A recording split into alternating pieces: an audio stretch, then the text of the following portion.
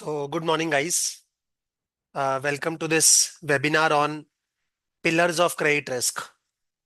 बहुत सारे लोग जब हम लोग काउंसलिंग प्रोवाइड कर रहे थे तो दे वांटेड टू नो कि क्रेडिट रिस्क का लैंडस्केप क्या है. Can you please elaborate the different pillars of credit risk कि क्रेडिट रिस्क में होता क्या क्या है. तो वही समझाने के लिए मैं ये वेबिनार रखा हूँ. मैं आपको प्रैक्टिकली एक फील देना चाहता हूँ कि बैंक में एक कस्टमर की जर्नी क्या होती है एंड कहाँ कहाँ पे क्रेडिट रिस्क मॉडल्स की बात आएगी, whether it is on the business side or on the regulatory side. So let me share my screen. Okay, ठीक है. तो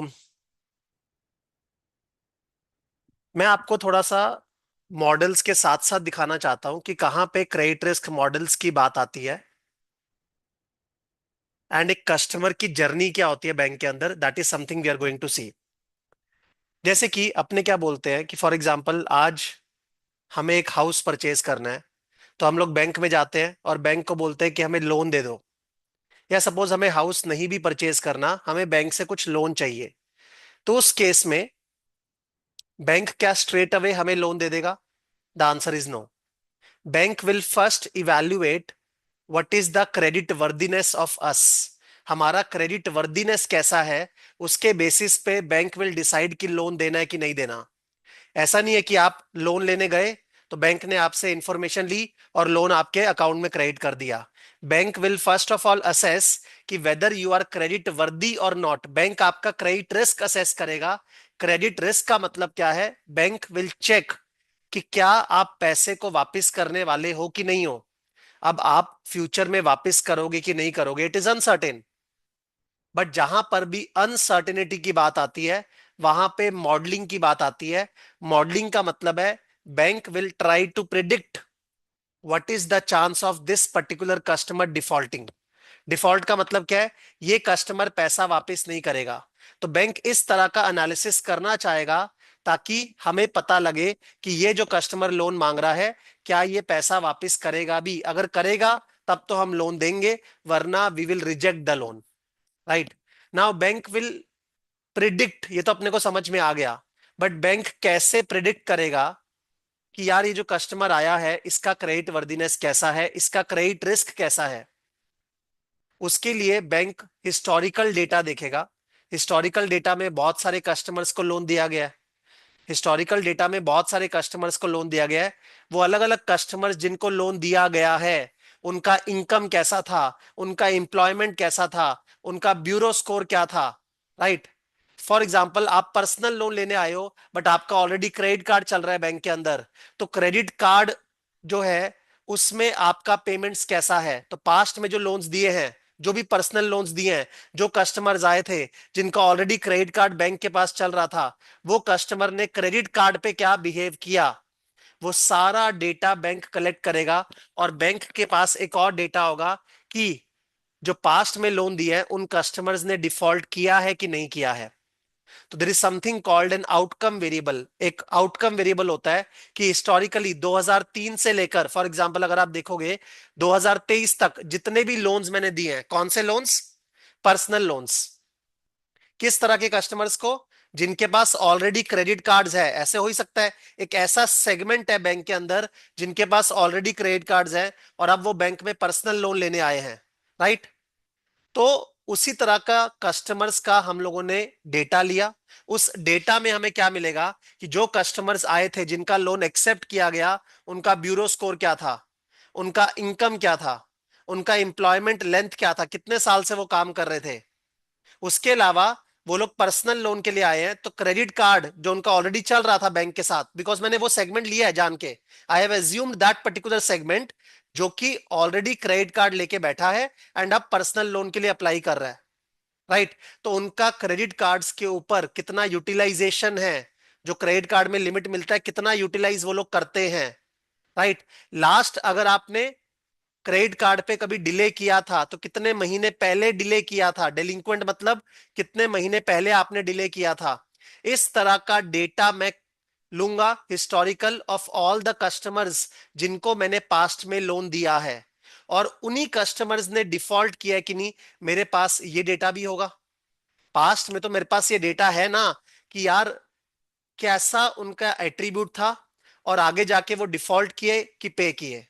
अगर उनका डिफॉल्ट स्टेटस, एक वर्ड यूज कर रहा हूं, डिफॉल्ट स्टेटस 1 है, इसका मतलब उन्होंने डिफॉल्ट किया। अगर उनका डिफॉल्ट स्टेटस 0 है तो इसका मतलब उन्होंने डिफॉल्ट नहीं किया।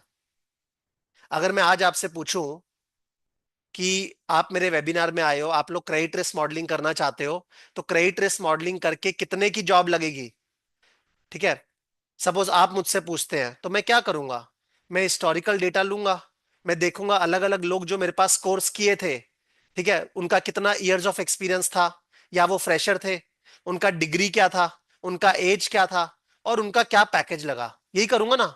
और उसी के बेसिस पे मैं आपको एक आइडिया दे पाऊंगा कि हाँ आपका इतना पैकेज लगेगा। तो मॉडल्स ऐसे ही वर्क करते हैं। आप हिस्टोरिकल डेटा में रिलेशनशिप्स आइडेंटिफाई करते हो।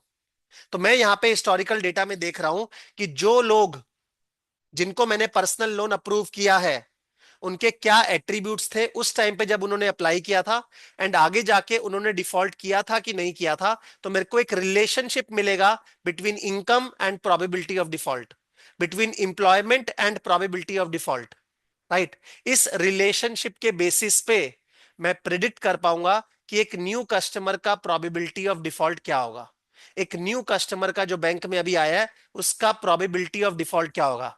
देखो फाइनेंस में एवरीथिंग इज अनसर्टेन। तो आप कभी ये बोल के नहीं निकल सकते कि अनसर्टेन है तो अपने धंधा ही नहीं करेंगे, बिजनेस ही नहीं करेंगे।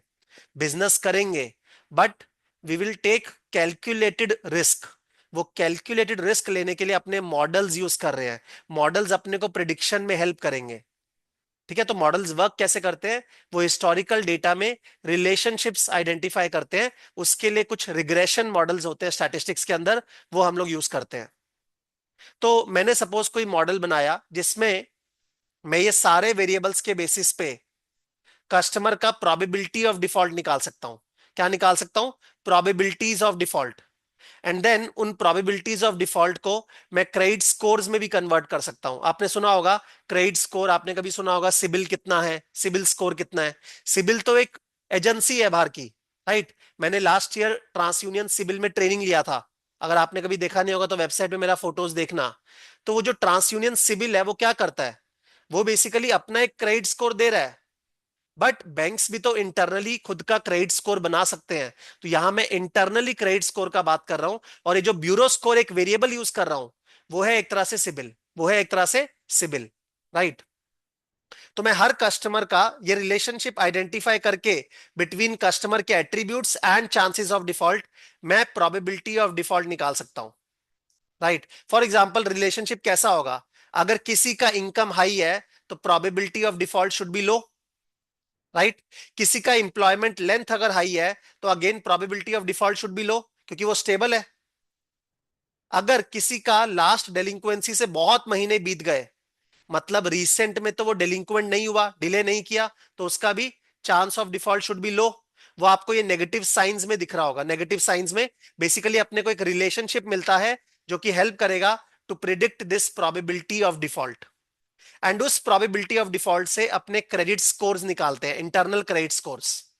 अगर प्रोबेबिलिटी ऑफ डिफॉल्ट लो है तो क्रेडिट स्कोर क्या होगा, हाई। बिकॉज इस तरह से इंट्यूटिव रहता है कि हाँ किसी का क्रेडिट स्कोर हाई है तो क्रेडिट वर्दीनेस हाई है, मतलब उसका चांस ऑफ डिफॉल्ट लो है।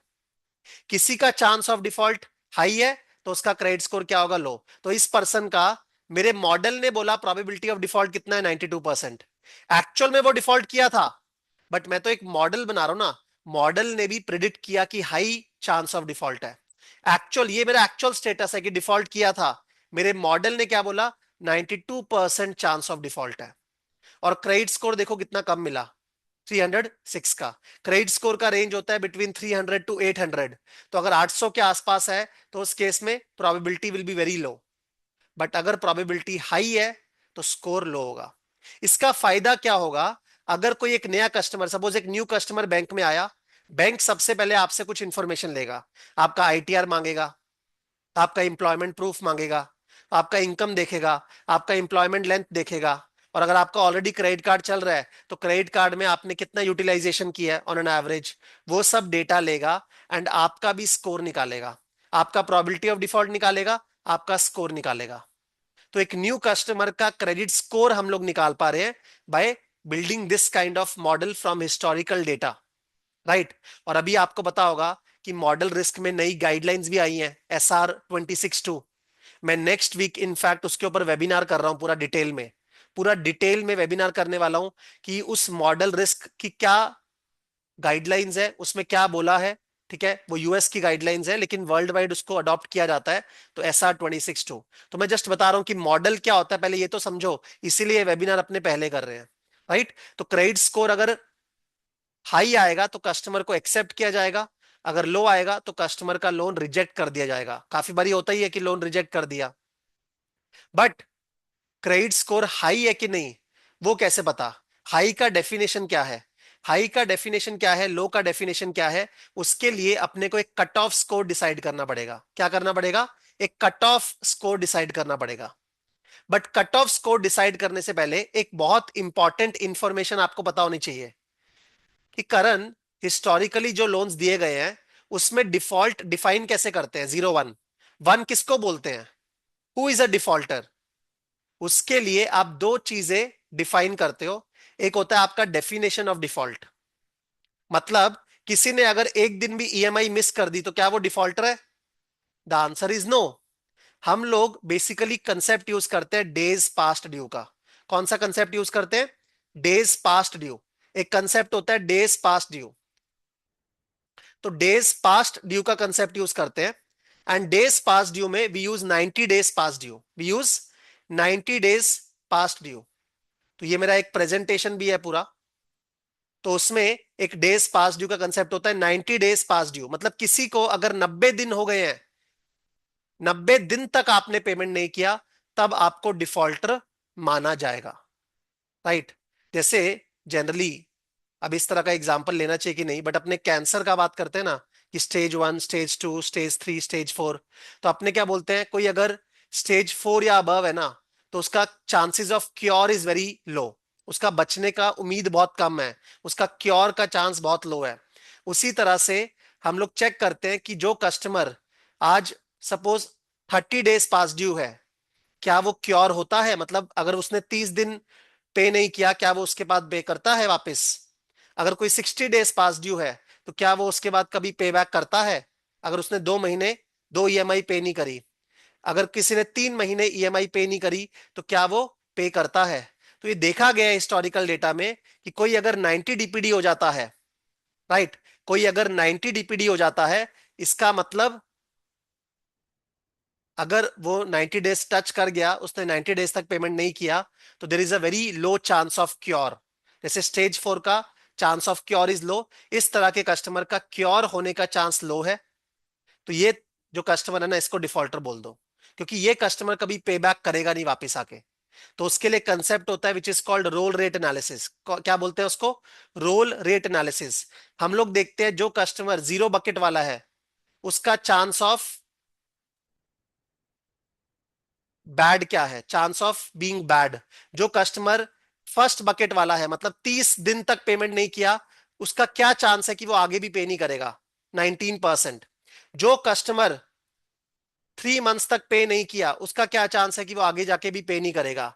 जो कस्टमर 4th मंथ टच कर गया और पे नहीं किया, उसका क्या चांस है कि वो आगे भी पे नहीं करेगा? तो ऐसा chance is 78%। It is called roll forward rate, it is called roll forward rate, कि 78% चांस है कि जो कस्टमर बकेट 4 को टच कर गया ना, वो आगे भी पे नहीं करेगा, वो आगे बकेट 5 में जाएगा, बकेट 6 में जाएगा। बकेट मतलब डेज पास ड्यू का बकेट है, ये मंथली बकेट्स।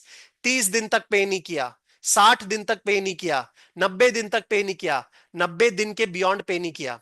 तो अगर कोई 90 डेज टच कर गया, राइट, और 90 डेज टच करने के बाद हमने उसका चांस ऑफ क्योर देखा, तो it is very low. Cure होने का चांस बहुत लो है, लेकिन फर्दर डेटीरियोरेट होने का चांस काफी हाई है। तो इस तरह के कस्टमर को हम लोग क्या बोलते हैं? डिफॉल्टर बोलते हैं। तो हिस्टोरिकली बैंक्स ने देखा है कि कौन से कस्टमर 90 डीपीडी हुए हैं। जो कस्टमर 90 डीपीडी हुए हैं वो मेरे डिफॉल्टर कहलाए जाएंगे, राइट। मैं आपको एक विजुअली भी दिखा देता हूं इसका डायग्राम। हम लोग देखते हैं कि जो कस्टमर फॉर एग्जांपल अलग अलग डीपीडी बकेट से रोल फॉरवर्ड रेट मुझे देखना है कि टू वाला बकेट थ्री में जाएगा, फोर में जाएगा, फाइव में जाएगा। टू मतलब एक सर्टेन डीपीडी कि 2 महीने तक पे नहीं किया। थ्री मतलब आगे वो थर्ड मंथ भी पे नहीं करेगा। राइट। तो रोल फॉरवर्ड रेट आपको देखना है। तो अगर रोल फॉरवर्ड रेट अपने बकेट फोर वाले का देखेंगे, roll forward rate bucket four वाले का देखेंगे, वो काफी हाई मिलने वाला है अपने को। तो अपने बोलते हैं कि जो पर्सन बकेट फोर को टच कर देगा, मतलब बियॉन्ड 90 डीपीडी चला जाएगा, वो जो है डिफॉल्ट करने वाला है। वो डिफॉल्ट करने वाला है। Right. This is the definition that we use. 90 days past due. उसके अलावा अब 90 डेज पास ड्यू कितने टाइम में, अगर ये सपोज 5 साल का लोन है या 3 साल का लोन है, तो 90 डेज पास ड्यू कब तक देखना है? 6 महीने में देखना है, 1 साल में देखना है, 2 साल में देखना है, या 3 साल में देखना है? तो उसके लिए we have a concept called vintage analysis. We have a concept called vintage analysis. देखो 90 डेज पास ड्यू आइडियली मेरे को पूरे टर्म में देखना चाहिए कि जब से लोन ओरिजिनेट हुआ उसके 3 साल के अंदर, या सपोज 5 साल का लोन है तो 5 साल में कभी भी अगर एक कस्टमर 90 डेज पास ड्यू हुआ तो उसको हम लोग बैड बोलेंगे, उसको डिफॉल्टर बोलेंगे, उसको वन बोलेंगे। बट उसमें प्रॉब्लम क्या है ना, अगर आप 5 साल का परफॉर्मेंस विंडो यूज करोगे तो जो लोन्स आपने 2022 में दिए हैं उनका तो 5 साल का परफॉर्मेंस विंडो है ही नहीं। जो लोन्स 2023 में दिए हैं उनका 5 साल का परफॉर्मेंस विंडो है ही नहीं। तो उस तरह के लोन्स जो है ना, उनको आप अपने मॉडल में इंक्लूड नहीं कर पाओगे। एंड क्या रीसेंट लोन्स जो हैं उनको मॉडल में इंक्लूड करना चाहिए? हाँ, बिकॉज रीसेंट लोन्स तो बेस्ट बिहेवियर बताएंगे अबाउट द कस्टमर्स जो फ्यूचर में आपको दिखने वाला है। बहुत पुराने लोन्स लेके क्या करना है, जो रिसेंट में दिखा है वैसा ही बिहेवियर आगे कंटिन्यू होगा, यही मानते हैं ना अपने। तो अगर मैं पूरा परफॉर्मेंस विंडो देखना चाहूं कि मैं 5 साल तक देखूंगा, तो उसमें प्रॉब्लम यह है कि तब मैं रीसेंट लोन्स को मॉडल में ला नहीं पाऊंगा, 2023 में जो ओरिजिनेट हुए हैं, 2024 में जो ओरिजिनेट हुए हैं। तो इसीलिए परफॉर्मेंस विंडो का बात आता है।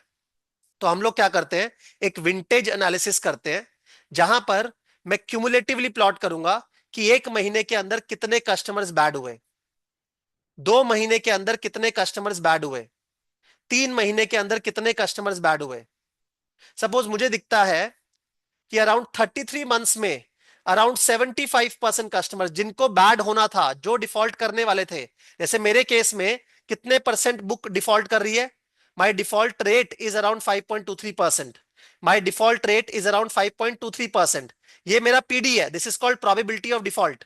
ये प्रोबेबिलिटी ऑफ डिफॉल्ट है जो मॉडल से आता है। ये मेरा ऑब्जर्व्ड डिफॉल्ट रेट है जो कि अराउंड 5.23% है। तो अगर मुझे ऐसा दिखता है कि अराउंड 33 मंथ्स में जिसको डिफॉल्ट करना था ना वो कर गया, उसके बाद default starts to plateau, default starts to plateau. Plateau दिख रहा है आपको, ग्राफ ऐसे फ्लैटिश हो रहा है। तो इसका मतलब 33 मंथ्स यूज कर लो, 60 महीने मेरा यूज करने का मन है, which is 5 years, which is the term of the loan. But 5 years use करने से I won't be able to take the recent loans in my model. तो मैं चाहता हूं कि यार कुछ कम महीने यूज करें, ताकि जितने मैक्सिमम बैड मैं कैप्चर कर सकूं वो भी हो जाए, एट द सेम टाइम मैं रीसेंट लोन्स को भी मॉडल में ला पाऊं। तो उसके लिए हम लोग इस तरह से विंटेज एनालिसिस करते हैं, जहां पे हम लोग क्यूमुलेटिव डिफॉल्ट रेट को प्लॉट करते हैं, जो कि मेरा 5% था। बट मैं प्लॉट करूंगा कि उस 5% में से 3 महीने में कितने डिफॉल्ट कैप्चर हो गए, 6 महीने में कितने डिफॉल्ट कैप्चर हो गए, 12 महीने में कितने डिफॉल्ट कैप्चर हो गए। तो अगर मुझे दिखा कि 33 मंथ्स में ऑलमोस्ट 75% बैड्स मेरे कैप्चर हो गए, 33 मंथ्स में ऑलमोस्ट 75% बैड्स कैप्चर हो गए, तो my performance window will be 33 months. फायदा है ना, बिल्कुल 60 से ऑलमोस्ट आधे पे आ गया मैं। लेकिन 25% डिफॉल्ट उस टाइम पे छूट गए, छूटने दो। Right. No model is perfect, some models are useful. हम लोग कभी भी मॉडलिंग में एक परफेक्ट मॉडल बनाने की कोशिश नहीं करते हैं जो मिमिक करेगा बिल्कुल रियलिटी को, बट हम लोग एक यूजफुल मॉडल बनाने की कोशिश कर रहे हैं। तो उसमें अगर 25% पॉपुलेशन छूट भी गई ना डिफॉल्टर्स की, छूटने दो, कोई इशू नहीं है। बट उससे हम लोग रीसेंट लोन्स को मॉडल में ला पाएंगे। तो आपको ये पता होना चाहिए, इसको बोलते हैं डेटा डिजाइन। डिजाइन कैसे करना है? लोग मेरे पास आते हैं कि सर यूडेमी पे कोर्स चल रहा है क्रेडिट रिस्क का, पाइथन में 900 रुपीज का है, तो आप भी उस बजट में लेके आओ ना। वो 900 रुपए में आपको डेटा डिजाइन या मॉडल डिजाइन कोई नहीं सिखा सकता है। हमारे कोर्स में हम आपको डेटा डिजाइन, मॉडल डिजाइन, जो कि इंपॉर्टेंट चीजें हैं वो सिखाते हैं। रिग्रेशन बिल्ड करना या मॉडल बिल्ड करना बड़ी बात नहीं है, आजकल उसके लिए क्लॉड वगैरह आ गया है। बट डेटा डिजाइन कैसे करना है, मॉडल को डिजाइन कैसे करना है, आर्किटेक्चर कैसे बनाना है, वो इंपॉर्टेंट है। राइट। तो एक तो रोल रेट एनालिसिस, दूसरा विंटेज एनालिसिस। हम लोग अलग अलग कॉम्बिनेशंस भी ले सकते हैं कि चलो अगर मैंने 60+ डीपीडी का डेफिनेशन लिया, तब मेरा प्लॉट कैसा आ रहा है, तो प्लॉट थोड़ा सा अलग हो गया। राइट। वो भी हम लोग कर सकते हैं। अगर हम लोग 90+ कर रहे हैं तो प्लॉट अलग तरह का आ रहा है विंटेज एनालिसिस का, बिकॉज विंटेज में मैं देख रहा हूँ default rate, cumulative default rate, but उसके लिए डिफॉल्ट को तो डिफाइन करना पड़ेगा ना। तो वो मेरा 90+ डीपीडी। नाउ नेक्स्ट क्वेश्चन मेरा क्या है कि पीडी को, प्रोबेबिलिटी ऑफ डिफॉल्ट को अपने को स्कोर्स में कन्वर्ट करना है। उसके लिए एक स्केलिंग फंक्शन होता है, इट्स अ मैथमेटिकल फंक्शन जो सभी वेंडर्स यूज करते हैं। वो फंक्शन क्या करता है, इस तरीके से वर्क करता है कि अगर आपका प्रोबेबिलिटी ऑफ डिफॉल्ट हायर है तो आपका क्रेडिट स्कोर लोअर होगा, अगर आपका प्रोबेबिलिटी ऑफ डिफॉल्ट हायर है तो आपका क्रेडिट स्कोर लोअर होगा। उसको एक कंसेप्ट बोलते हैं point two double the odds. Point two double the odds, वो सब कंसेप्ट यूज होते हैं, वो ऑब्वियसली अभी मैं टच अपॉन नहीं कर पाऊंगा, बट जस्ट आपको एक आइडिया दे रहा हूं। राइट। नेक्स्ट मैंने बोला था एक नए कस्टमर का क्रेडिट स्कोर निकल गया, उस कस्टमर को लोन देना है कि नहीं, मैं कैसे चेक करूंगा? उसके लिए मैं कंपेयर करूंगा इस स्कोर को कट ऑफ स्कोर के साथ। कट ऑफ स्कोर के साथ। तो हम लोग कट ऑफ को सेलेक्ट कैसे करते हैं? अगेन, जो लोग इस तरह के कोर्सेज रन कर रहे हैं ना, जो कैगल का डेटा लेके पढ़ाते हैं, कुछ करते हैं, वो लोग क्या बोलेंगे, cut off score statistically decide कर लो। डू यू थिंक इतना क्रिटिकल डिसीजन बैंक में कि किसको लोन देना है कि नहीं, वो स्कोर मैं सिर्फ स्टैटिस्टिक्स पे छोड़ दूंगा? नहीं, वो मेरे बिजनेस पे डिपेंड करता है, मेरे बिजनेस डिसीजंस पे, मेरे प्रॉफिटेबिलिटी पे, मेरे रेवेन्यूज पे, कि मुझे कितना रेवेन्यू टारगेट करना है। तो कट ऑफ सिलेक्शन का पूरा एक तरीका होता है, जिसमें आप सिंपल सोचो, अगर आप कट ऑफ को हाई रखोगे, मुझे एक बार चैट बॉक्स में बताना, अगर कट ऑफ को हाई रखेंगे तो ज्यादा लोन्स एक्सेप्ट होंगे या कम? अगर कट ऑफ को हाई रखेंगे तो ज्यादा लोन्स एक्सेप्ट होंगे या कम? अगर कट ऑफ को हाई रखेंगे तो ज्यादा लोन्स एक्सेप्ट होंगे या कम? कम लोन्स एक्सेप्ट होंगे, बिकॉज आपने कट ऑफ हाई रखा है। लेकिन आपका बैड रेट भी तो लोअर होगा ना, बिकॉज आपने अब अपना ओरिजिनेशन स्टैंडर्ड बढ़ा दिया। राइट। इट्स लाइक सेइंग कि आप एमबीए का एडमिशन ले रहे हो और कैट में कट ऑफ जो है अब 99 है, तो कम लोग सेलेक्ट होंगे ना, बट आपने थ्रेशोल्ड भी तो बढ़ा दिया, अब अच्छे लोग ही सेलेक्ट होंगे। तो उसी तरह से बैंक्स में अगर आप कट ऑफ स्कोर बढ़ा देते हो तो आपका acceptance rate goes down, but आपका bad rate also goes down. But acceptance rate गिरने से मेरा रेवेन्यू गिरेगा, बिकॉज लोन एक्सेप्ट ही नहीं होंगे, तो रेवेन्यू गिरेगा। बट बैड रेट गिरने से मेरे लॉसेस भी तो कम होंगे ना। तो it's a trade off, it's a trade off. ये दोनों ट्रेड ऑफ को प्ले करके बैंक में एक बोर्ड मीटिंग होती है, और बोर्ड मीटिंग में सब लोग बैठते हैं, मार्केटिंग डिपार्टमेंट वाला जो कट ऑफ को कम रखना चाहता है कि ज्यादा लोन्स एक्सेप्ट हो, ज्यादा रेवेन्यू बढ़े, रिस्क डिपार्टमेंट वाला जो कि फोकस करता है कि हमें बैड रेट को कम से कम करना है, तो कट ऑफ को बढ़ाओ, ओरिजिनेशन स्टैंडर्ड्स को स्ट्रिक्ट करो। और एक फाइनेंस डिपार्टमेंट वाला होगा जो बोलेगा प्रॉफिटेबिलिटी पे फोकस करते हैं, किस कट ऑफ पे प्रॉफिट हाईएस्ट है। तो उस तरीके से कट ऑफ चूज किया जाता है। तो मैंने यहाँ पे सपोज फॉर एग्जांपल प्लॉट किया है कि मेरा अलग अलग स्कोर्स पे प्रॉफिट फंक्शन कैसा है। मुझे एक स्कोर मिलेगा, मुझे एक ऐसा स्कोर मिलेगा जहां पे आपका प्रॉफिट हाईएस्ट है। तो सपोज वो मेरा स्कोर आया 633, 633। Right. Not based on statistics, but based on the board meeting, जहां पे एक क्रिटिकल डिसीजन लिया जा रहा है। 633 के ऊपर जितने भी लोन्स होंगे उसको एक्सेप्ट किया जाएगा। तो हम लोग इस कस्टमर का लोन एक्सेप्ट कर लेंगे, इस कस्टमर का लोन एक्सेप्ट कर लेंगे, this loan is accepted now. Right. तो इस तरह से बैंक्स में कस्टमर्स को ऑनबोर्ड किया जाता है। और अभी जो हम लोगों ने फर्स्ट मॉडल देखा, this is called a score card model, this is called a credit score card model, और टू बी प्रिसाइज इसको एप्लीकेशन स्कोर कार्ड मॉडल बोलते हैं। राइट। अब एक कस्टमर का लोन एक्सेप्ट हो गया, एक कस्टमर का लोन एक्सेप्ट हो गया based on the score card.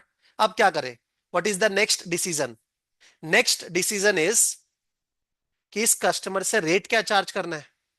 आपका कट ऑफ स्कोर 633 है, 633 के ऊपर तो एक ऐसा कस्टमर भी है जिसका स्कोर 700 है, 633 के ऊपर तो एक ऐसा कस्टमर भी है जिसका स्कोर 800 है। 800 वाले कस्टमर से ज्यादा रेट चार्ज करना चाहिए कि कम, बताओ प्लीज? 800 वाले कस्टमर से ज्यादा रेट चार्ज करना चाहिए कि कम? 800 वाले कस्टमर से ज्यादा रेट चार्ज करना चाहिए कि कम? कम, बिकॉज वो और अच्छा कस्टमर है। This is called risk based pricing. This is called risk based pricing.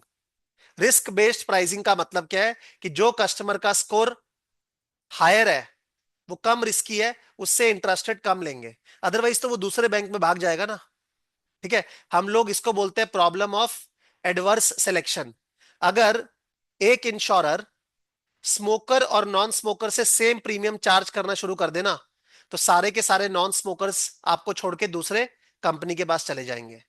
You will attract only the bad people, only the smokers, क्योंकि आप सेम प्रीमियम चार्ज कर रहे हो। This is called problem of adverse selection, कि आप adverse लोगों को select कर रहे हो अपने पूल के अंदर। उसी तरह से अगर बैंक्स सबसे सेम रेट चार्ज करेंगे, तो जो अच्छे कस्टमर्स हैं, जो हेल्दी कस्टमर्स हैं, वो आपके पास लोन लेंगे ही नहीं, वो किसी और बैंक से लेंगे। तो बैंक में हमें रिस्क बेस्ड प्राइसिंग इंश्योर करनी होती है। रिस्क बेस्ड प्राइसिंग के लिए एक कंसेप्ट होता है रैरॉक। क्या कंसेप्ट होता है? रैरॉक। तो रैरॉक के ऊपर हम लोग आएंगे। It is called risk adjusted return on capital.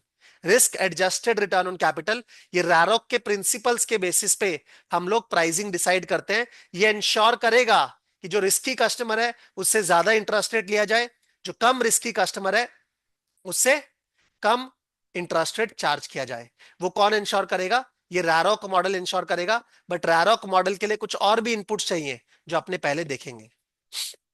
अब बहुत सारे कस्टमर्स बैंक में ऑनबोर्ड हो गए। अब क्या?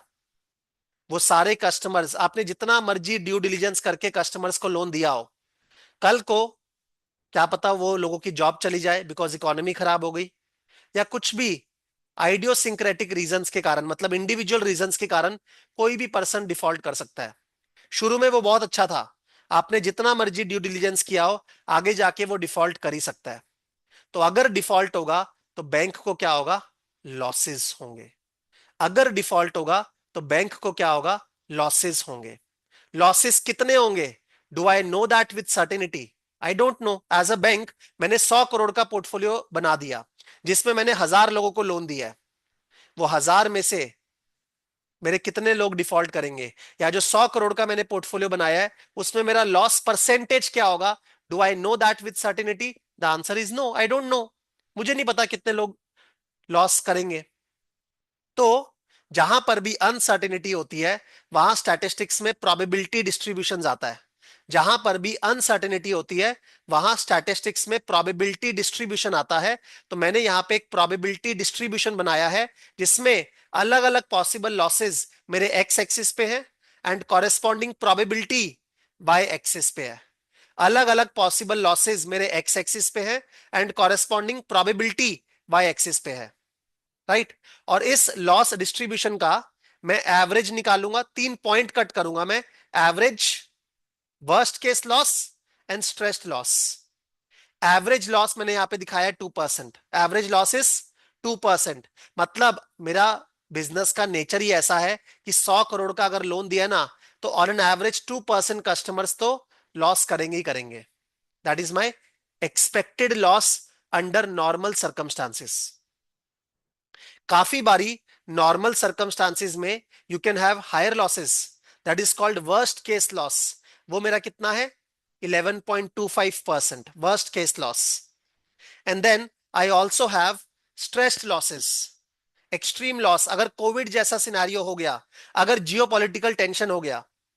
जियोपॉलिटिकल टेंशन से याद आया, मेरा next to next week webinar है जियोपॉलिटिकल स्ट्रेस टेस्टिंग के ऊपर। तो स्ट्रेस टेस्टिंग क्या होता है कि जियोपॉलिटिकल जैसा सिनेरियो अगर हो गया, तो वहां पे लॉसेस और ज्यादा हाई होंगे। कितने? 12.55%। तो we have the expected loss, we have the worst case loss and we have the stressed losses. और ये मेरे अनसर्टेन है। राइट। तो अगर मैं सिमुलेट करूंगा तो आपको दिखेगा मेरे नंबर्स चेंज हो रहे हैं। यहाँ पे पीछे में नंबर्स चेंज हो रहे हैं, मेरा प्लॉट्स चेंज होंगे। But I have to mark 3 things: expected loss, worst case loss and stressed losses.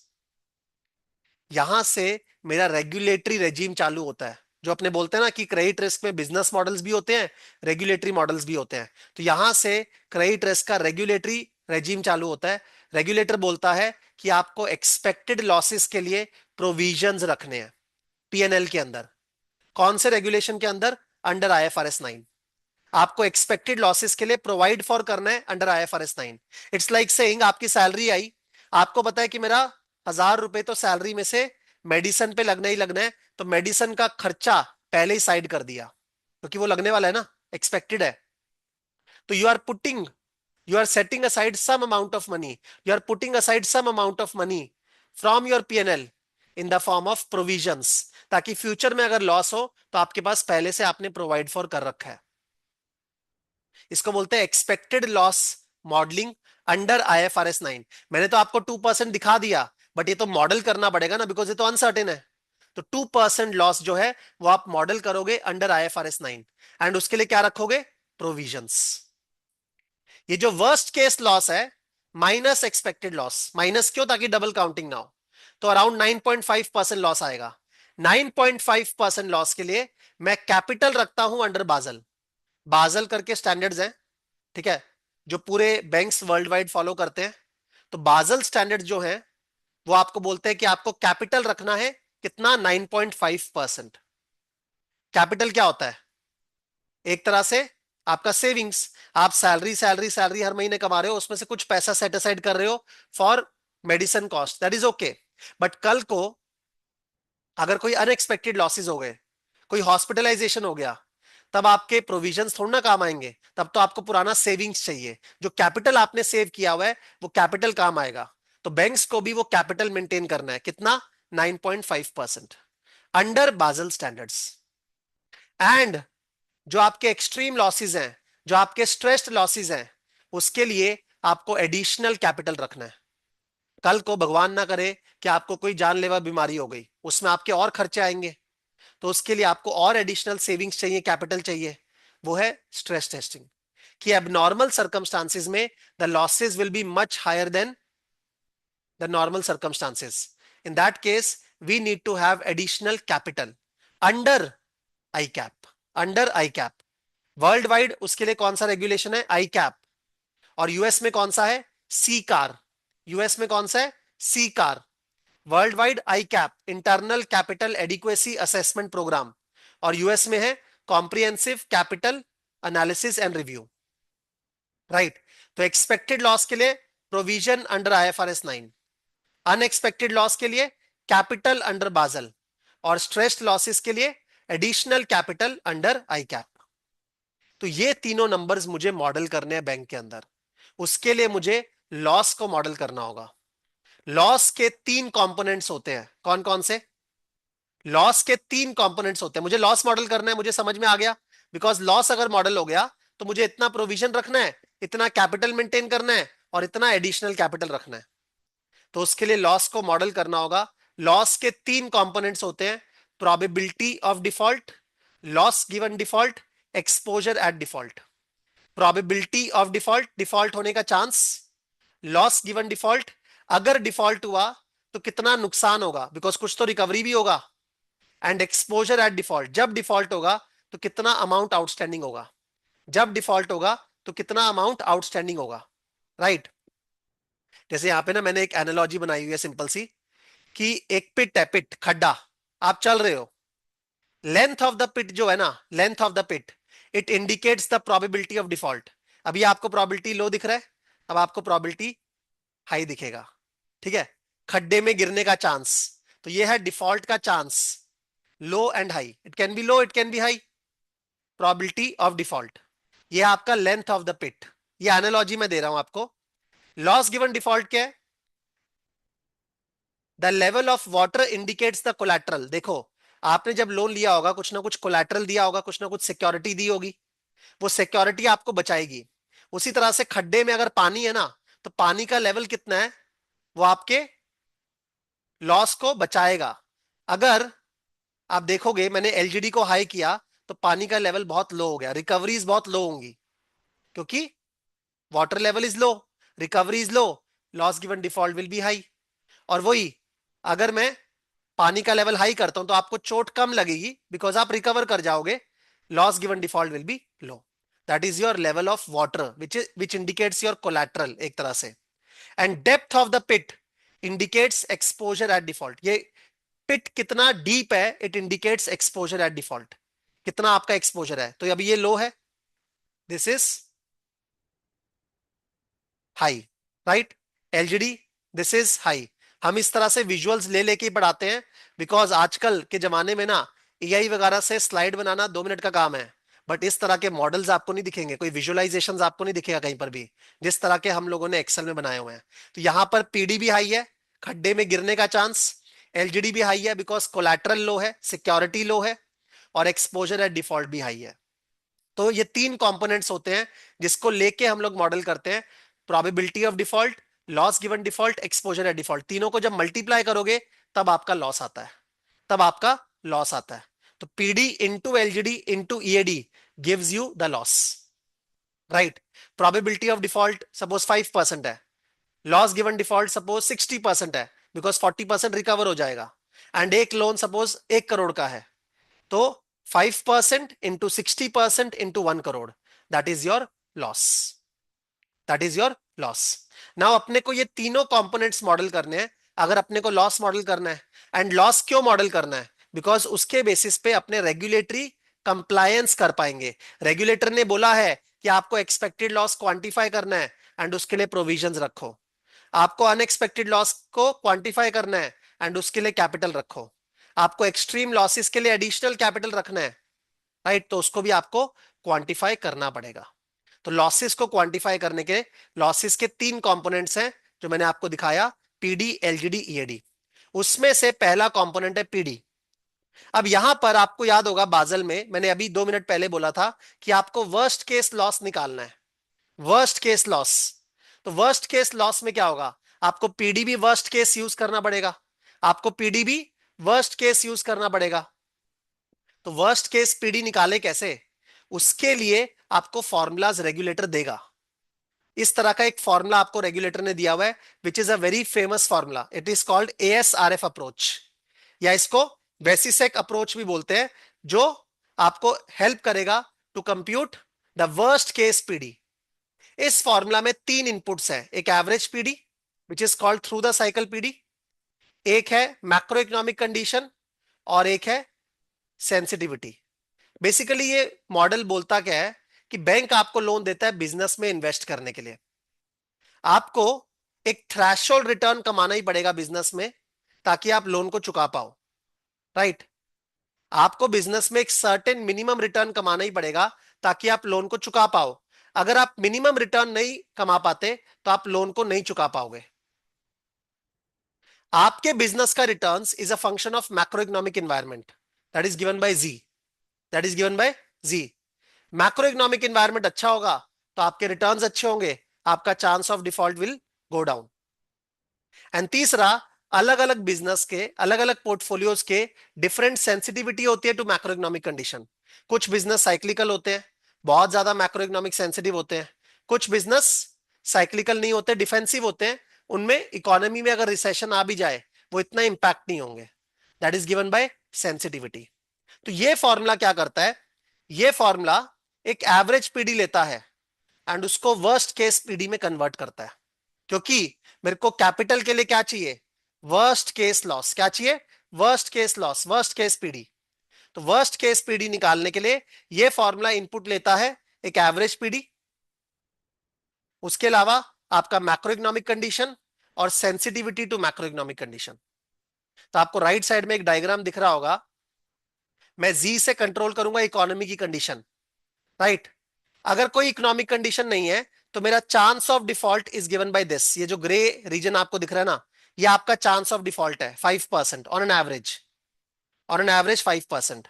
अब इकोनॉमी को मैंने खराब कर दिया, इकोनॉमी को शिफ्ट कर दिया लेफ्ट साइड में, इकोनॉमी के रिटर्न्स खराब कर दिए, जी को नेगेटिव लेना मतलब इकोनॉमी को खराब कर दिया।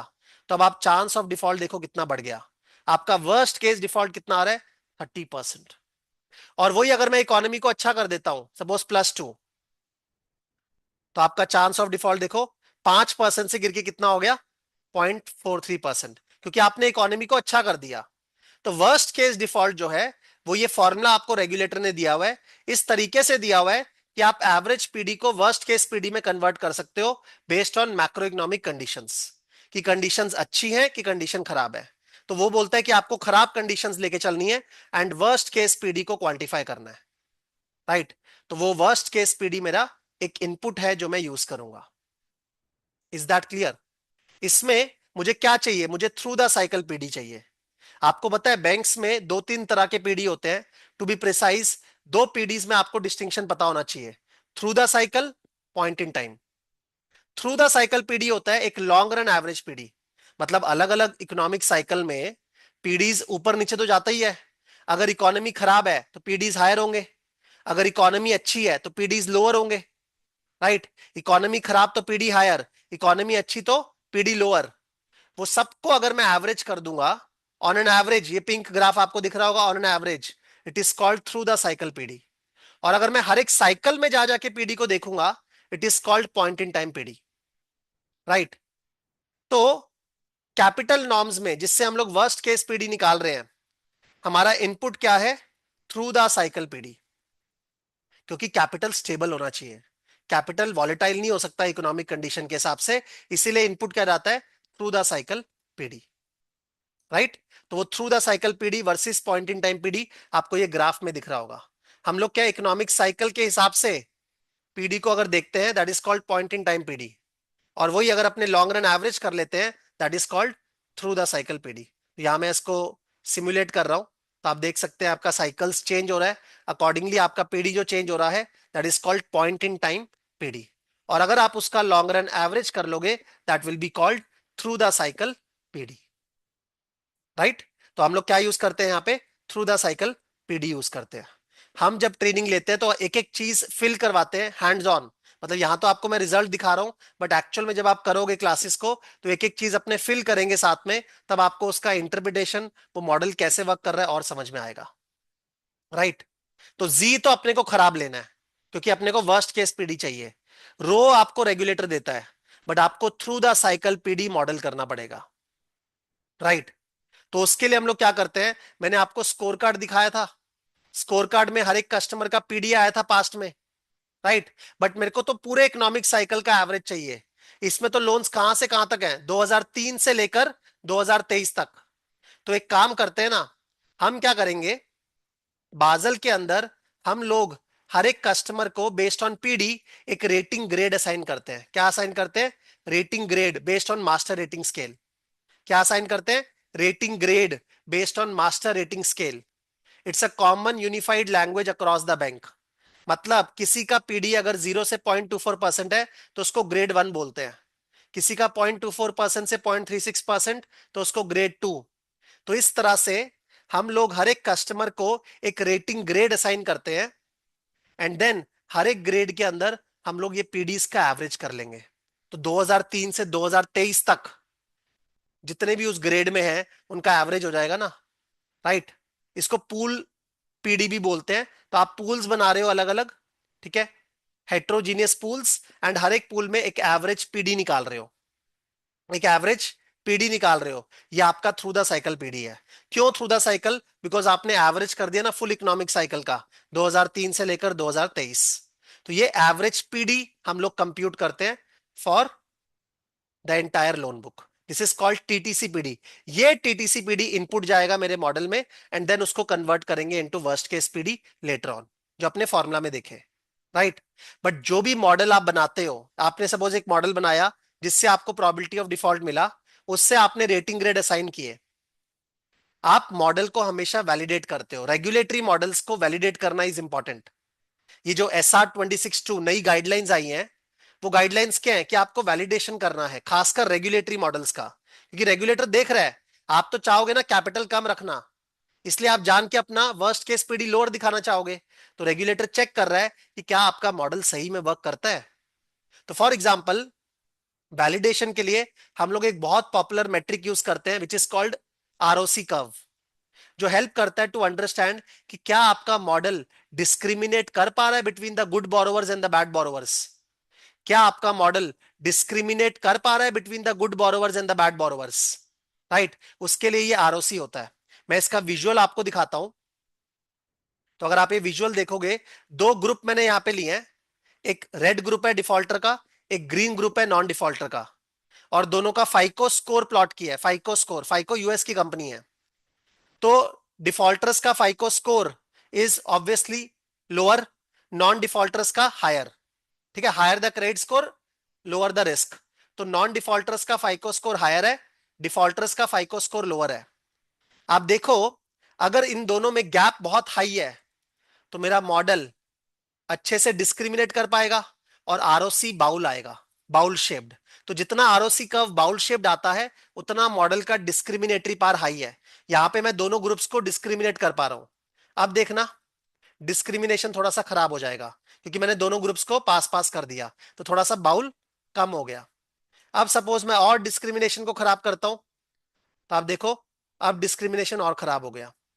और थोड़ा सा खराब करता हूं, अब डिस्क्रिमिनेशन और खराब हो गया। तो जितना ये बाउल शेप्ड होगा उतना आपका डिस्क्रिमिनेटरी पार अच्छा है। तो इस तरह से आप मॉडल्स का वैलिडेशन भी करते हो। हम लोग कोर्स के अंदर सिर्फ डेवलपमेंट पे फोकस नहीं करते, वैलिडेशन के ऊपर भी फोकस करते हैं। इनफैक्ट SR 26(2) की गाइडलाइंस के बाद वैलिडेशन के शायद रोल्स रीशफल होंगे एंड बहुत सारी अपॉर्चुनिटीज डेवलपमेंट में ज्यादा मिलने वाली है फ्यूचर में then validation. Right, but validation पूरा कवर्ड है, तो डेवलपमेंट भी कवर्ड है, वैलिडेशन भी कवर्ड है। राइट, तो क्या किया मैंने, हर एक कस्टमर का पीडी निकाला, बट वो कस्टमर तो कुछ 2003 के हैं, कुछ 2006 के हैं, कुछ 2010 के हैं। तो अपने एवरेज करने के लिए पहले उनको पूल्स में डाल दिया, which is called rating grade as per master rating scale. And then हर एक पूल के अंदर अपने एवरेज ले लिया पीडी का, that is called my TTC PD. ये मेरा पहला इनपुट है विच इज पीडी। दूसरा मेरा इनपुट होता है LGD, loss given default. Loss given default में हम लोग सिंपल क्या करते हैं, हिस्टोरिकली देखते हैं जो कस्टमर डिफॉल्ट हुए हैं उनका रिकवरी कैसा रहा है, आगे जाके उनका रिकवरी कैसा रहा है। राइट, ऐसा हम लोग ट्रैक करते हैं। जैसा रिकवरी पास्ट में रहा होगा वैसा ही रिकवरी आगे एक्सपेक्टेड है, तो मेरा एक रिकवरी रेट आ जाएगा। और अगर एक रिकवरी रेट आ गया तो उससे मैं क्या निकाल सकता हूं, एलजीडी निकाल सकता हूं, which is 1 minus recovery rate. अगर 40% रिकवर होगा, ठीक है, बिकॉज रिकवरी एजेंट्स घर पे जाएंगे, गुंडे घर पे जाएंगे, तो कुछ ना कुछ रिकवरी तो होगा ही ना। तो अगर 40% रिकवरी होगा तो एलजीडी इज 60%। तो उसके लिए मुझे हिस्टोरिकली डिफॉल्टर्स को देखना है एंड देखना है कि जब वो डिफॉल्ट किए थे तो कितना अमाउंट ड्यू था बैंक का और कितना रिकवरीज हुआ after that. Right, and then इसके बेसिस पे we find out an average recovery rate. But जब आप रिकवरीज को ट्रैक करते हो तो जो रीसेंट डिफॉल्टर्स हैं उनका तो पूरा रिकवरी इंफॉर्मेशन आपके पास कंप्लीट है नहीं। राइट, तो वहां पे आप रिकवरीज को एक्स्ट्रापोलेट भी करते हो। आप इनकम्प्लीट रिकवरीज को पहले कंप्लीट करते हो, आप इनकम्प्लीट रिकवरीज को पहले कंप्लीट करते हो, प्रिडिक्ट करते हो कि क्या रिकवरी होगी जब इनकी होगी, and then you find out the overall recovery rate. तो मेरा एक ओवरऑल रिकवरी रेट आएगा। सपोज मेरा ओवरऑल रिकवरी रेट आता है 32%। 32%, this is my recovery rate. अगर मैं इसका एवरेज करता हूं तो वो आ रहा है 32%। तो मेरा एलजीडी कितना हुआ, 68%। 68% is my loss given default. फिर अगर मेरे पास पीडी आ गया, एलजीडी आ गया, तो मैं अपना वर्स्ट केस लॉस निकाल सकता हूं। तो यहां मैं दिखा रहा हूं आपको वर्स्ट केस लॉस, कि बैंक का वर्स्ट केस लॉस कितना होगा। तो अगर एक लोन 1 करोड़ का है, 3 साल का लोन दिया है, तो बैंक हर एक लोन के लिए वर्स्ट केस पीडी भी निकालेगा। एवरेज पीडी है इस कस्टमर का 0.33%, वर्स्ट केस पीडी है 4.83%, एलजीडी है 68%। उन सब के बेसिस पे एक कंसेप्ट होता है कैपिटल के अंदर, risk weighted asset. Risk weighted asset, कि अगर आपने 1 करोड़ का लोन दिया है ना, उसको आप एक रिस्क वेट असाइन करते हो कि उसमें से रिस्की कितना है, वो आएगा 44%। ये आपका लॉस के बेसिस पे निकलता है, लॉस मॉडलिंग के बेसिस पे। तो आपका आरडब्ल्यूए कितना आया, 44 लाख, कि 44 लाख जो है ना वो रिस्क पे है। That is called RWA, risk weighted assets. ये रेगुलेटरी टर्म है, ठीक है, कि 1 करोड़ का लोन दिया तो 1 करोड़ थोड़ा ना पूरे रिस्क पे है, 44 लाख जो है वो रिस्क पे है। और उसका एक सर्टेन परसेंटेज, फॉर एग्जाम्पल 11.5% आप कैपिटल मेंटेन करते हो। वो जो रिस्क वेटेड एसेट आया है उसका एक सर्टेन परसेंटेज आप कैपिटल मेंटेन करते हो। उसका रैशनल क्या है वो जब आप डिटेल में गाइडलाइंस को सीखोगे तब आपको पता लगेगा। बट द आइडिया इज पहले लॉस निकालो। कौन सा loss, worst case loss. Worst case loss से आपको रिस्कीनेस पता लगेगा किसी लोन का, उससे रिस्क वेटेड एसेट निकालो। एक बार रिस्क वेटेड एसेट आ गया, उसका एक सर्टेन परसेंटेज आपको कैपिटल रखना है, ये परसेंटेज आपको रेगुलेटर देगा। बट लॉस सबसे पहले मॉडल करना होगा, वर्स्ट केस लॉस। तो लॉस के तीन कंपोनेंट्स हैं, PD, LGD, EAD. PD, LGD, EAD. EAD बहुत सिंपल होता है, आज कस्टमर का अमाउंट आउटस्टैंडिंग क्या है, वो मेरा एक्सपोजर है। कस्टमर का अमाउंट आउटस्टैंडिंग क्या है, वो मेरा एक्सपोजर है। तो उसके बेसिस पे मैं लॉस मॉडल कर सकता हूं, एंड देन लॉस से आरडब्ल्यूए, आरडब्ल्यूए से कैपिटल। तो कैपिटल निकल गया। क्या हुआ, सबसे पहले कस्टमर ऑन बोर्ड हुआ, फिर कस्टमर का लोन प्राइस किया, risk based pricing based on RAROC. पहले लोन ऑन बोर्ड किया based on score cards, then loss distribution बनाना है रेगुलेटरी कंप्लायंसेस के लिए, उसके लिए अनएक्सपेक्टेड लॉस को मॉडल करना है। बट पहले लॉस के कंपोनेंट समझे कौन कौन से, तीन, PD, LGD, EAD. Then worst case PD निकालेंगे, वर्स्ट केस एलजीडी निकालेंगे, वर्स्ट केस ईएडी निकालेंगे, तीनों को मिला के लॉस आएगा, उससे रिस्कीनेस पता लगेगा, रिस्कीनेस से आरडब्ल्यूए निकलेगा, रिस्क वेटेड एसेट, उससे कैपिटल निकलेगा, तो मेरा कैपिटल आ जाएगा। तो मेरा पहला रेगुलेशन जो है वो कंप्लाई हो गया, विच इज कैपिटल। दूसरा है IFRS 9। IFRS 9 बोलता है कि हम लोग जो पीडी लेंगे ना, वो टीटीसी नहीं लेंगे। टीटीसी यहां लिया था because capital needs to be stable. Capital तो एक्सटर्नल शेयर होल्डर्स आपको दे रहे हैं ना एज अ बैंक, तो वो स्टेबल होना चाहिए। खराब इकोनॉमी में कैपिटल ज्यादा, अच्छी इकोनॉमी में कैपिटल कम, ये सब आप नहीं मैनेज कर सकते, because it is dependent on external share holders. वो आपको कैपिटल दे रहे हैं, इन्वेस्टर्स आपको कैपिटल दे रहे हैं, बट प्रोविजंस तो आपके हाथ में है। पीएनएल में से सर्टेन पैसा सेट असाइड कर दो, वो तो आपके हाथ में है, प्रोविजंस। तो उसमें आपको टीटीसी पीडी नहीं यूज करना है, आपको point in time PD use करना है। क्या यूज करना है, point in time forward looking PD. पहले तो आप मॉडल करो फॉरवर्ड लुकिंगनेस, कि फ्यूचर में इकोनॉमी कैसे होगी, उसके हिसाब से पीडी कैसा होगा, उसके हिसाब से लॉसेस को मॉडल करो, एंड उतना प्रोविजन मेंटेन करो।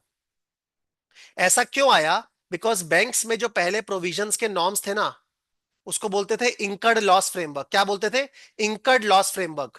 It was considered to be too little too late, too little too late. तो बात करी गई कि यार अपने प्रोविजंस सफिशिएंट हो, तो उसके लिए आप आज ही देखो कल को इकोनॉमी कैसे होगी, आने वाले टाइम में इकोनॉमी कैसे होगी, फॉरवर्ड लुकिंग, एंड उसके बेसिस पे, इकोनॉमिक साइकिल के बेसिस पे पीडी को मॉडल करो, that is called point in time PD, and उसके बेसिस पे प्रोविजंस रखो। राइट। तो हम लोग ये जो मैक्रो इकोनॉमिक फैक्टर अभी देखे थे, यहां पे तो मैंने वर्स्ट केस यूज कर लिया, बिकॉज मेरे को वर्स्ट केस पीडी निकालना था। अब ये इकोनॉमी को मैं मॉडल करूंगा, तो IFRS 9 के अंदर आपको पूरा मैक्रो इकोनॉमिक मॉडल बनाना पड़ता है। क्या बनाना पड़ता है, मैक्रो इकोनॉमिक मॉडल। आप अलग अलग सिनारियोज बनाते हो कि आपकी इकोनॉमी कैसे होगी, तो यहां आप एक मैक्रो इकोनॉमिक रिग्रेशन मॉडल बनाते हो, एंड आप इकोनॉमी को भी सिनारियोज में डिवाइड करते हो कि पेसिमिस्टिक सिनारियो में अनएम्प्लॉयमेंट रेट जो है वो बढ़ेगा, फिर वापस मीन रिवर्ट कर जाएगा। ऑप्टिमिस्टिक सिनारियो में अनएम्प्लॉयमेंट रेट गिरेगा, फिर वापस से बढ़ जाएगा। एक एक मैक्रो इकोनॉमिक वेरिएबल मैंने लिया है अनएम्प्लॉयमेंट रेट। एक दूसरा मैक्रो इकोनॉमिक वेरिएबल लिया है हाउसिंग प्राइस इंडेक्स। उसको मैं देख रहा हूं ऑप्टिमिस्टिक सिनारियो में हाउसिंग प्राइस इंडेक्स बढ़ेगा, प्राइसेस बढ़ेंगे घरों के। पेसिमिस्टिक सिनारियो में हाउसिंग प्राइस इंडेक्स गिरेगा। तो आपको ऐसे अलग अलग मैक्रो इकोनॉमिक वेरिएबल्स को लेके मॉडल्स बिल्ड करने होंगे कि आपके इकोनॉमिक सिनारियोस कैसे होंगे, एंड हर एक इकोनॉमिक सिनारियो में आपका पीडी कैसा होगा वो आपको मॉडल करना होगा। तो वो हम लोगों ने यहाँ पे किया है, हर एक इकोनॉमिक सिनारियो में आपका पीडी कैसा होगा वो आपको मॉडल करना होगा। राइट। एंड देन आपका प्रोविजंस निकलेगा, देन आपका एक्सपेक्टेड क्रेडिट लॉस निकलेगा और प्रोविजंस निकलेगा।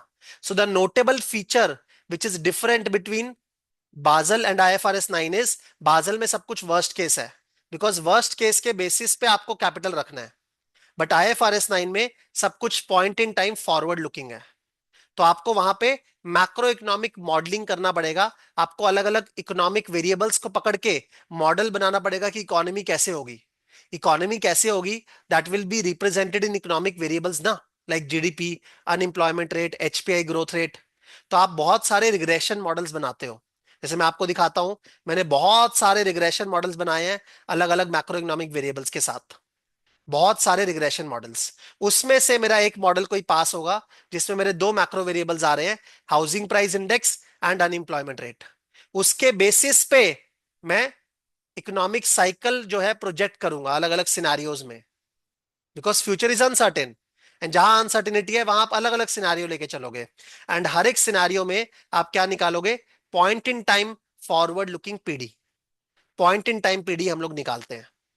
एक दूसरा चीज, since incurred loss framework was considered to be too little too late, too little मतलब बहुत कम प्रोविजन रख रहे हो, आईएफआरएस 9 ने बोला कि जिंदगी भर के लिए लॉसेस को एस्टिमेट करो।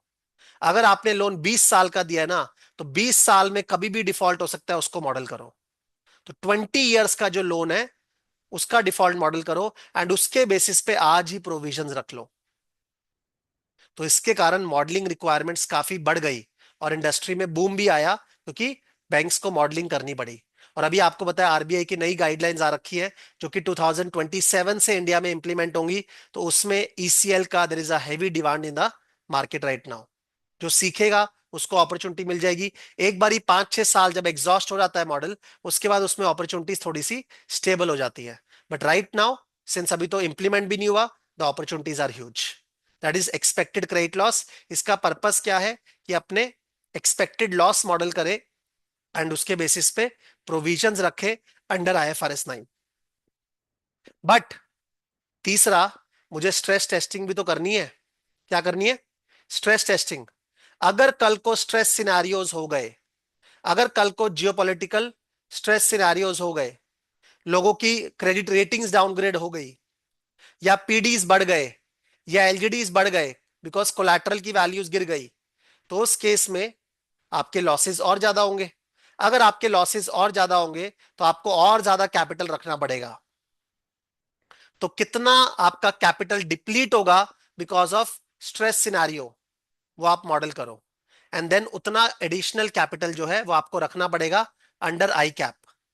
आई कैप के अंदर दो पिलर होते हैं, pillar 1, pillar 2। Pillar 1 is minimum capital. I cap जो बोलते हैं वर्ड, वो पिलर 2 के लिए बोलते हैं कि आपको स्ट्रेस टेस्टिंग के लिए एडिशनल कैपिटल रखना पड़ेगा, कि कल को अगर स्ट्रेस सिनेरियो हो गए तो आपका कैपिटल जो आपका रिक्वायरमेंट था ना उसके नीचे चला जाएगा। थ्रैशोल्ड, सपोज आपका थ्रैशोल्ड है 11.5%, किसी सिनेरियो में अगर आपका कैपिटल बहुत ज्यादा रिक्वायरमेंट बढ़ गया कैपिटल का, राइट, तो उस केस में आपको वो कैपिटल रखना पड़ेगा अंडर आई कैप। तो यहां पे हम लोग क्या शो कर रहे हैं, यहां हम शो कर रहे हैं कि बैंक का नॉर्मली कैपिटल 18% है, रिक्वायर्ड 11.5 है, बट बैंक थोड़ा सा सरप्लस रखता है। अलग अलग सिनारियों में क्या हुआ, कैपिटल गिर गया, 18% से 14% आ गया, फिर एक सिनारियो में 16% आ गया, एक सिनारियो में 17% आ गया, एक सिनारियो में कैपिटल 10% चला गया। अगर रेटिंग डाउनग्रेड्स हो गए, राइट, तो कैपिटल 10% चला गया, which is below the threshold of 11.5%। तो 11.5% के नीचे चला गया, तो इतना कैपिटल बैंक को एक्स्ट्रा रखना पड़ेगा, बिकॉज एक स्ट्रेस टेस्टिंग सिनेरियो ऐसा बोल रहा है कि आपका capital is going below the required levels which is 11.5%। तो स्ट्रेस टेस्टिंग का पर्पस है अलग अलग स्ट्रेस सिनेरियोज डिजाइन करो, उन स्ट्रेस सिनेरियोज में स्ट्रेस लॉसेस को मॉडल करो, वो स्ट्रेस लॉसेस के कारण आपका कैपिटल कहां जाएगा, बिकॉज आपका सेविंग्स तो जाएगा ना, यूज होगा लॉसेस को मीट करने में, तो आपका कैपिटल गिरेगा।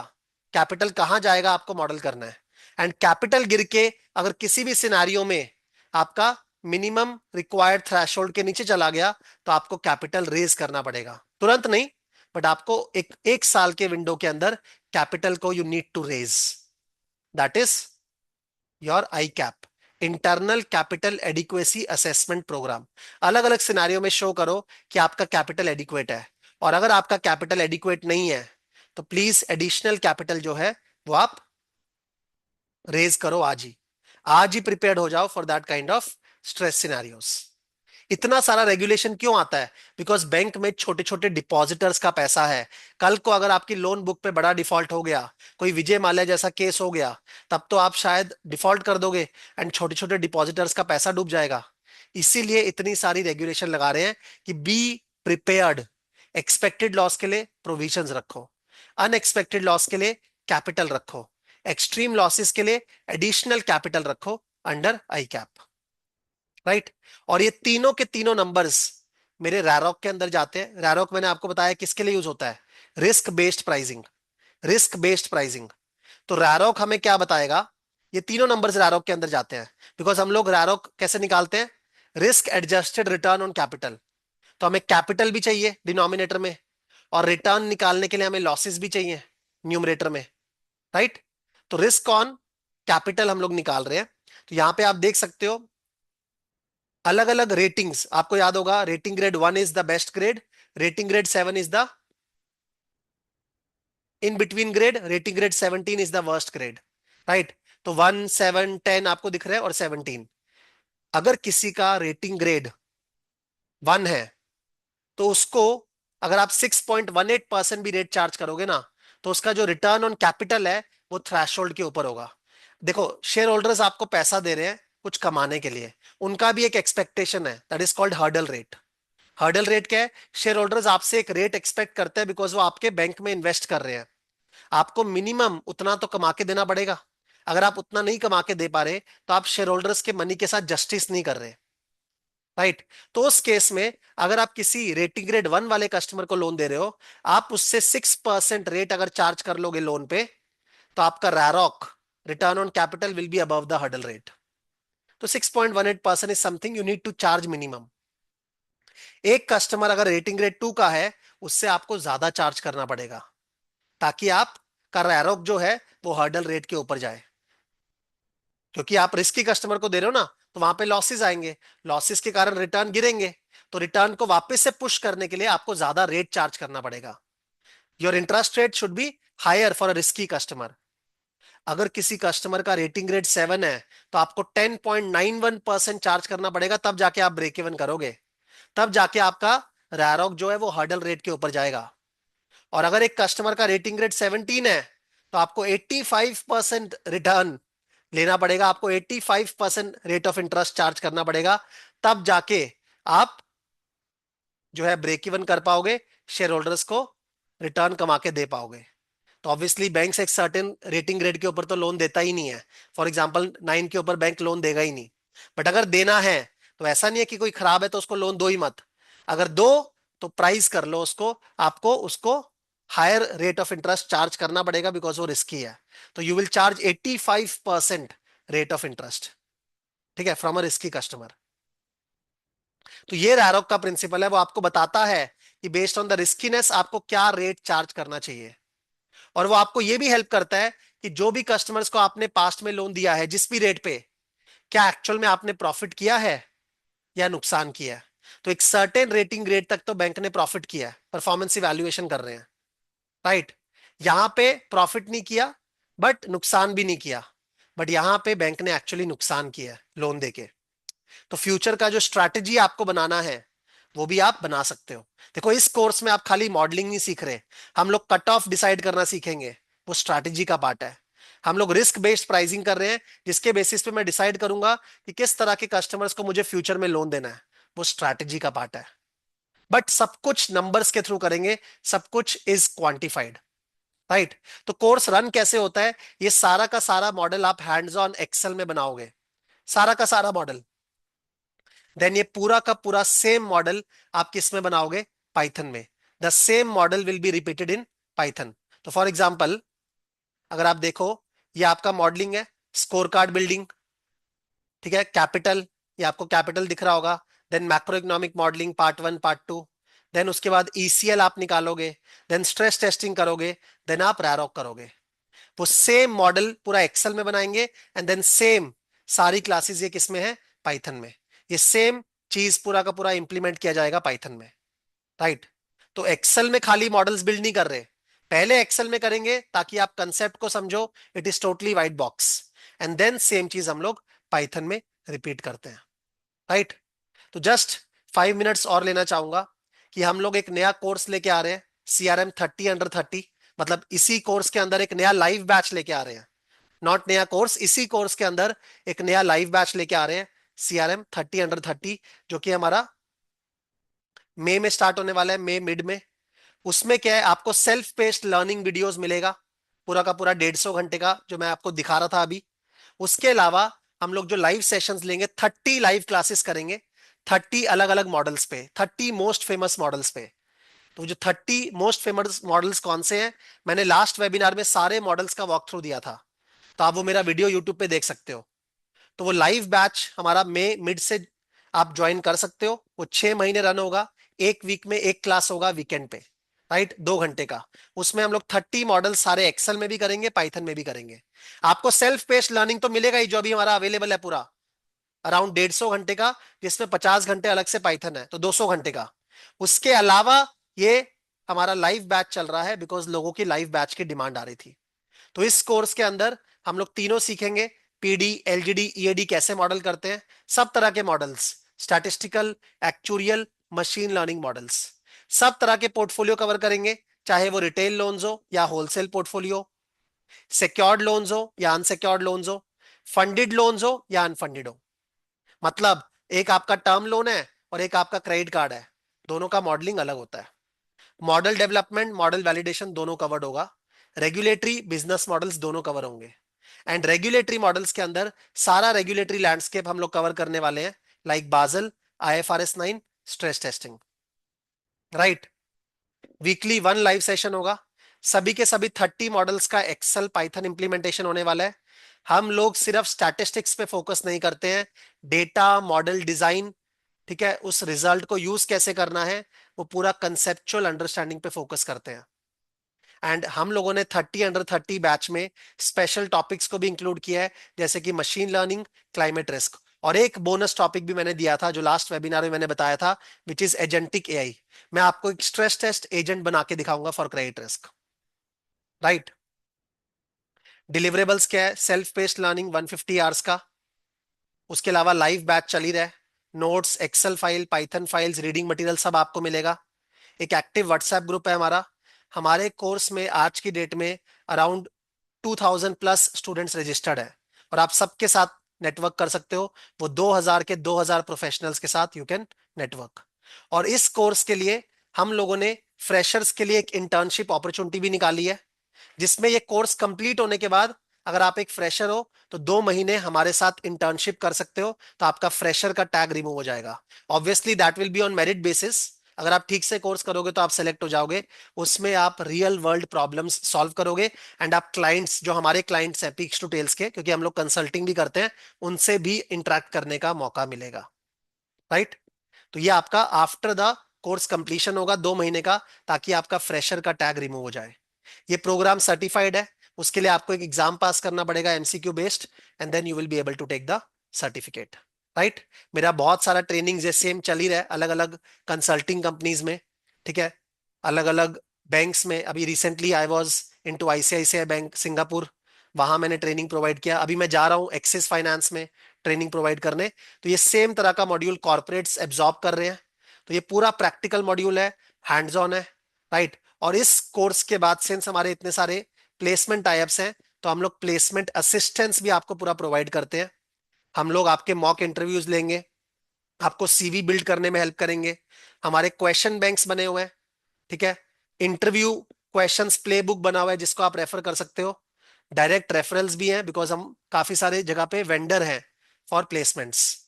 And then we have a network of 2000 plus professionals. Credit risk के अंदर 2000 प्लस है, और ओवरऑल हमारे अराउंड 4000 लोग हैं पूरे पिक्स टू टेल्स के अंदर, जो जिसमें आपको CROs भी मिलेंगे, पार्टनर्स भी मिलेंगे, अलग अलग कंसल्टिंग फर्म्स के फ्रेशर्स भी मिलेंगे। तो इट्स अ मिक्स्ड बैग, सबके लिए सूटेबल है, ठीक है। तो ये हमारा कोर्स स्टार्ट हो रहा है फ्रॉम May ऑनवर्ड्स। अगर आप रजिस्टर करना चाहते हो तो you can always WhatsApp me. मैं आपको अपना नंबर प्रोवाइड कर रहा हूँ, ठीक है। मेरा पर्सनल व्हाट्सएप नंबर, आपके पास मेरे टीम का नंबर तो होगा ही। मेरा पर्सनल व्हाट्सएप नंबर इज 9780 564549, 9780 564549। और हर एक क्लास जो हम लोग लेते हैं, it is supported by materials पूरा। जैसे मैंने आपको जो भी पूरा बताया, उसका ये पूरा PPT डेक है। इस तरह से आपको पूरा PPT डेक मिलेगा, रीडिंग मटेरियल मिलेगा, रेफरेंस मटेरियल्स मिलेगा, ठीक है, क्वेश्चन बैंक्स मिलेंगे। तो इस तरह का मटेरियल आप जाके चेक कर सकते हैं, वर्ल्ड वाइड किसी ने नहीं बनाया क्रेडिट रिस्क मॉडलिंग में जितना कॉम्प्रिहेंसिव हम लोग प्रोवाइड कर रहे हैं। बहुत सारे लोग आजकल हमें कॉपी करने लग गए हैं, ठीक है, बट वो कंटेंट तो कॉपी कर लेंगे, दिमाग तो हमारा कॉपी नहीं कर सकते। जिस स्पेस में हम लोग चीजें बिल्ड कर रहे हैं, ठीक है, वो कभी कॉपी नहीं कर पाएंगे। तो इस नोट के साथ I would like to thanks all of you for attending the today session. आप लोग सैटरडे को आए टाइम निकाल के। ये वेबिनार मैं यूट्यूब पे अपलोड करूंगा, तो आप अपने फ्रेंड्स के साथ शेयर कर सकते हैं, they can also refer to it. And अगर आपको ज्वाइन करना है तो you can ping me on WhatsApp, मैंने अपना नंबर दे दिया। ठीक है, आप www.peaks2tales इस वेबसाइट पे जाके भी रजिस्टर कर सकते हो। All right then, thank you very much. And next week हमारा SR 26-2 पे वेबिनार है, वो आप अटेंड कर सकते हो, that is on model risk management. वो फ्रेशर्स के लिए नहीं है, जो लोग ऑलरेडी क्रेडिट रिस्क में हैं और इस गाइडलाइन के बारे में जानते हैं, वो लोग उस वेबिनार को अटेंड कर सकते हैं। Thank you.